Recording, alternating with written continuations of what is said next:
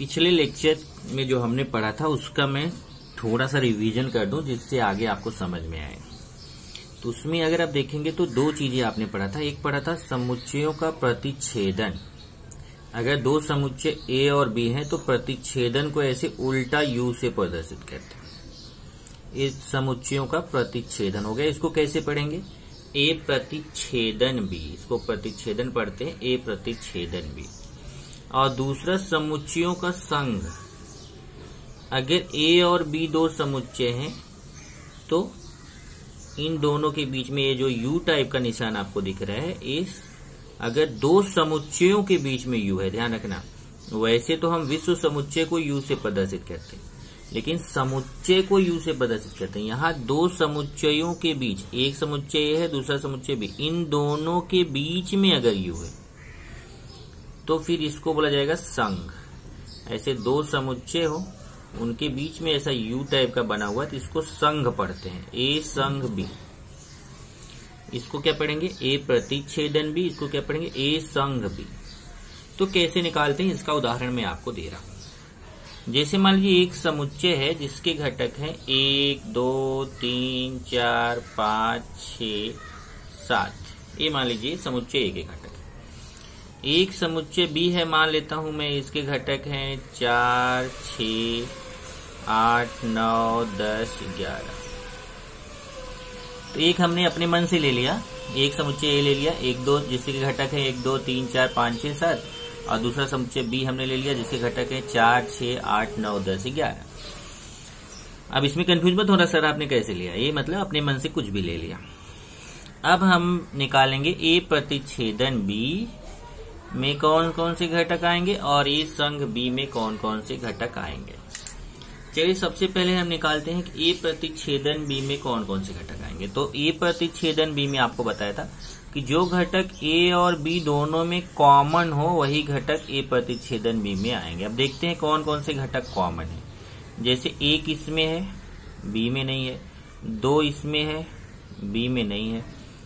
3 इसमें है, बी में नहीं है। 4 इसमें है तो 4 इसमें भी है। देखिए 4 दोनों में, तो यहाँ पे आपका एक आंसर आ जाएगा 4, क्योंकि 4 दोनों में है। अब देखते हैं 5 इसमें है, इसमें नहीं है। 6 इसमें है, इसमें भी है। देखिए दोनों में है 6 दोनों में है तो एक घटक आ जाएगा 6। अब देखते हैं 7 इसमें है, इसमें नहीं है। इस तरीके से आपका ये प्रतिच्छेदन समुच्चय आ गया 4 6। तो प्रतिच्छेदन समझ गया, 4 भी दोनों में है, 6 भी दोनों में है। चेक कर लीजिए, इसमें भी 4 इसमें भी 4, तो 4 आ जाएगा। इसमें भी 6 इसमें भी 6, तो यहाँ 6 आ जाएगा। तो प्रतिच्छेदन में जो दोनों में कॉमन रहता है उसको लेते हैं। अब लेते हैं संघ। संघ में क्या करना है, पहले ए का पूरा घटक लिख जाओ, क्योंकि संघ का मतलब होता है साथ साथ, मतलब ए का भी पूरा बी का भी पूरा, एक भी घटक छोड़ने का नहीं। ए का भी पूरा लिख डालो, बी का भी पूरा लिख डालो। तो पहले मैं ए का पूरा लिखता हूँ, 1 2 3 4 5 6 7। ये देखिए मैंने ए का पूरा घटक लिख डाला ना। अब मैं बी का भी पूरा घटक लिखूंगा, लेकिन बी का घटक लिखते समय एक बात का मैं ध्यान रखूंगा कि जब हमने शुरुआत में समुच्चय पढ़ा था तो वहां पे एक नियम पढ़ा था कि समुच्चय में एक घटक को 2 बार नहीं लिख सकते हैं।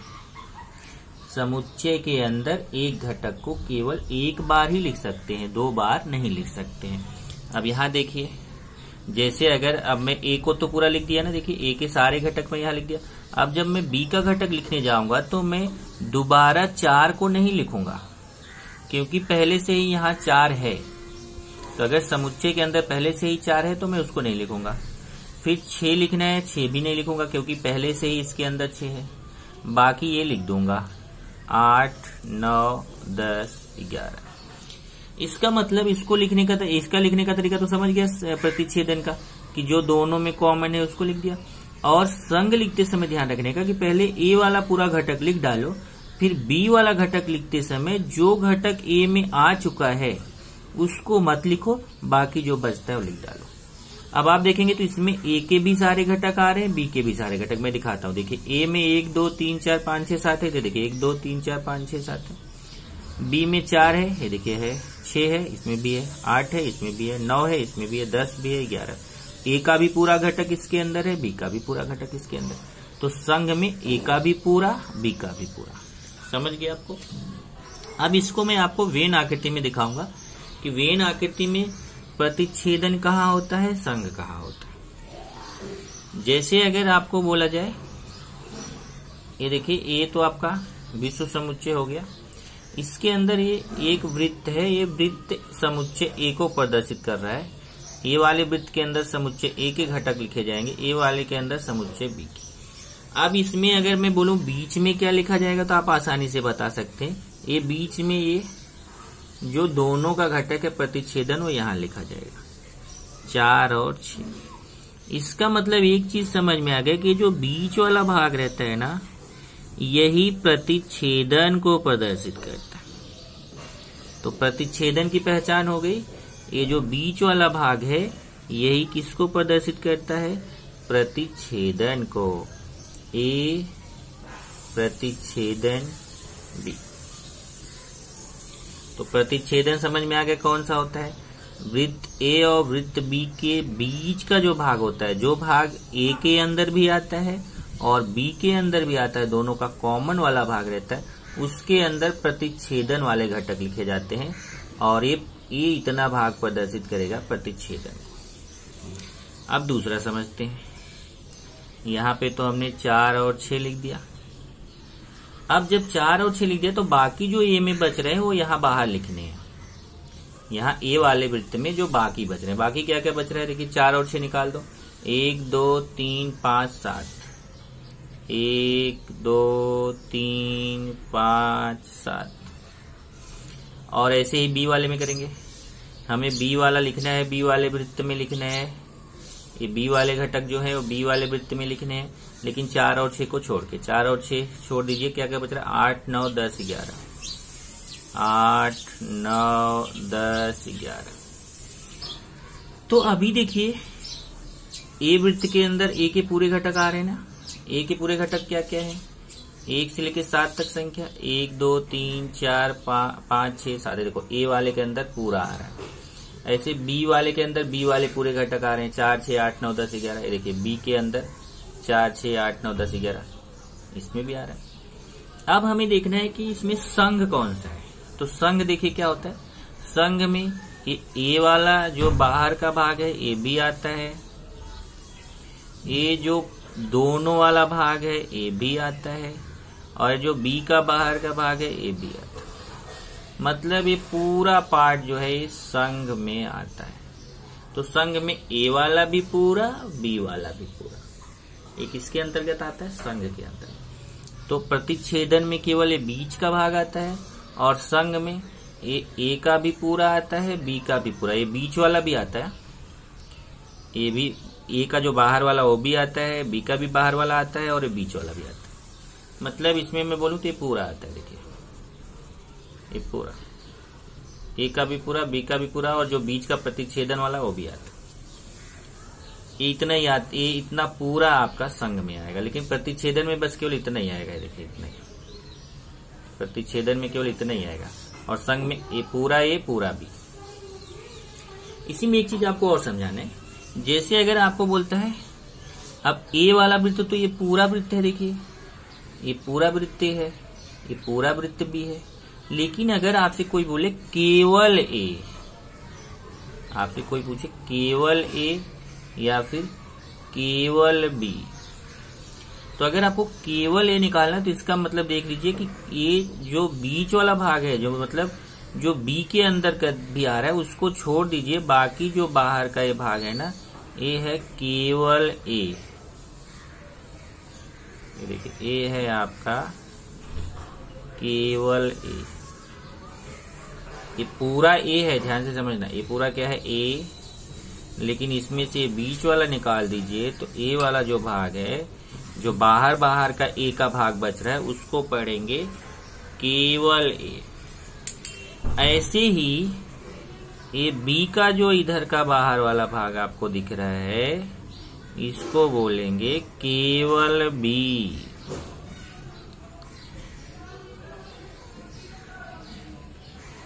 इसको क्या बोलेंगे, केवल बी। ये आपका है केवल बी। तो इसका मतलब क्या समझ में आया, ए वाले में से बीच वाला माइनस कर देंगे तो केवल ए मिलेगा, बी वाले में से बीच वाला माइनस कर देंगे तो केवल बी मिलेगा। तो केवल ए समझ में आया, ये बाहर का। पूरे ए वृत्त में से इसका बीच वाला भाग निकाल दो, जो बाकी बचेगा वो केवल ए है। पूरे बी वाले वृत्त में से बीच वाला भाग निकाल दो, जो बाकी बचेगा वो केवल बी है। इसी पे डिपेंड है आपका। देखिए यहाँ पे समुच्चय के घटकों की संख्या, जो आप पढ़ोगे समुच्चय के घटकों की संख्या, नई चीज पढ़ रहे हो। तो क्या होता है समुच्चय के घटकों की संख्या, समुच्चय ए के घटकों की संख्या को na से प्रदर्शित करता है। अगर समुच्चय ए है तो उसके घटकों की संख्या को, समुच्चय ए है तो उसके घटकों की संख्या को n ऑफ ए बोलते हैं या फिर na बोलते हैं। अगर यहाँ समुच्चय बी रहेगा तो nb बोलेंगे, अगर समुच्चय सी रहेगा तो nc बोलेंगे। और इसमें क्या आता है, इसमें घटकों को गिन के लिखा जाता है। इसमें क्या लिखते हैं, घटकों को गिन के। जैसे देखिए ये आपका समुच्चय ए है, 1 3 5 7 9 11 समुच्चय ये देख रहे हैं ना, समुच्चय ये जैसे एक समुच्चय है जिसके घटक है 1 3 5 7 9 11। तो यहाँ एन ए, देखिए ये तो समुच्चय है। अब यहाँ समुच्चय के घटकों की संख्या पता करना। एन मतलब नंबर, इसके अंदर कितने नंबर आ रहे हैं, कितने घटक आ रहे हैं। एन ए पता करना है तो एन ए में क्या क्या आएगा, इसको गिन लो। 1 2 3 4 5 6, कितने घटक आ रहे हैं, 6 घटक। एन ए बराबर 6। ऐसे कि एक उदाहरण और लिया है, जैसे देखिए बी 2 5 12। बी में कौन कौन सा घटक है, 2 5 12। तो फिर एन बी मतलब बी में कितने घटक हैं, तो उसको बोलेंगे एन बी। ये तो बी समुच्चय है। अब हमें बी के घटकों की संख्या पता करना है, इसके कितने घटक है, तो एन बी से प्रदर्शित करेंगे और इसको गिन लेंगे। 1 2 3, कितने घटक है, 3 घटक है, तो एन बी बराबर 3। तो यहाँ देखिए इसमें 6 घटक थे तो एन ए बराबर 6, इसमें 3 घटक है तो एन बी बराबर 3। इसी पे देखिए ये आपका सूत्र है, ये सूत्र आपको याद करना है। एन ए संग बी बराबर n A plus n B minus N A प्रतिच्छेदन बी। ये सूत्र आपको सिद्ध नहीं करना है, ये आपको केवल यूज करना है। तो सूत्र आप याद कर लेंगे। तो इस सूत्र को ऐसे भी लिख सकते हैं, या ये देखो ये तरीका भी है लिखने का। N A plus n B बराबर एन ए संग बी प्लस एन ए प्रतिच्छेदन बी। ये दोनों सूत्र एक ही है, केवल क्या किया पता है, ये जो माइनस वाला पार्ट था इसको इस तरफ लेके चला आया है ना। तो ये जो संघ और प्रतिच्छेदन एक साथ हो गए देखिए, और एन ए और एन बी एक साथ हो गए। तो दोनों सूत्र एक ही हैं, चाहे आप इसको याद कर लो, चाहे इसको याद कर लो, चाहे दोनों याद कर लो। अब इसमें एक दूसरा सूत्र है, देखिए कि अगर आपको ये डैश आपको पता है ना, आपने पढ़ा था पूरक समुच्चय। तो पूरक समुच्चय आप पढ़ चुके हो, वही डैश है। तो जैसे अगर आपको इधर दो समुच्चय हैं, दोनों के ऊपर डैश लगा हुआ है और ये बीच में प्रतिच्छेदन है, ध्यान से समझिएगा। ये दोनों समुच्चयों के ऊपर क्या लगा है, डैश, और बीच में प्रतिच्छेदन का निशान है। अगर इस डैश को आप बाहर निकालोगे ना तो ये प्रतिच्छेदन संघ में बदल जाएगा। ध्यान से समझिए, दो समुच्चय ए और बी है, उनके ऊपर डैश लगा हुआ है, मतलब ये पूरक समुच्चय है। और उसके ऊपर प्रतिच्छेदन, अगर मुझे डैश को बाहर निकालना है तो ये प्रतिच्छेदन किस में बदल जाएगा, संघ में। और इसी का उल्टा है दूसरा वाला है, देखिए अगर ए डैश बी डैश के भी संघ लगा है तो क्या बन जाएगा, प्रतिच्छेदन। यहाँ मैंने थोड़ा सा गलती किया है, ये यहाँ नहीं आएगा, ये बाहर आएगा, यहाँ पे आएगा। तो ये देख लीजिए, अगर इसमें क्या मैं बोला कि अगर दो डैश लगे हुए हैं, उस डैश को बाहर निकालना है तो प्रतिच्छेदन है तो संघ हो जाएगा, संघ है तो प्रतिच्छेदन हो जाएगा। और अगला देखते हैं, ये देखिए, ये पता है कौन सा फॉर्मूला है, ये आपको अगर n, इसको देखिए ये वही है ना, एन ए डैश प्रतिच्छेदन बी डैश, पहला वाला एन ए डैश, ध्यान से समझिएगा। ये देखिए ये वही चीज है।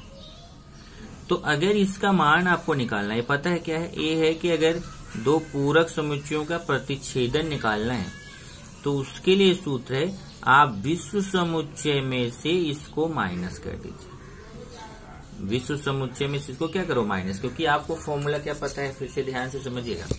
जैसे अगर आपको a डैश निकालना रहता है तो आप विश्व समुच्चय में से a को माइनस कर देते हो, जिसके ऊपर डैश लगा रहता है उसको माइनस कर देते हो। तो वही चीज यहाँ पे है। देखिए इसको आप ऐसे लिख सकते हो ना, ये चीज को ऐसे लिख सकते हो, ध्यान से देखिए, क्योंकि ये दोनों बराबर, दोनों तो एक ही है ना, तो इसको ए जो है ना इसको मैं ऐसा लिख सकता हूं। तो क्या करना है, अभी ए मुझे ज्ञात करना है तो क्या करूंगा, विश्व समुच्चय में से जिसके ऊपर डैश लगा उसको माइनस करूंगा। तो डैश किसके ऊपर लगा, एन ए संग बी के ऊपर डैश लगा है, तो एन ए संग बी को मैं क्या करूंगा, माइनस करूंगा। यहाँ पे भी ये ध्यान रखना कि ये आपका नहीं आएगा।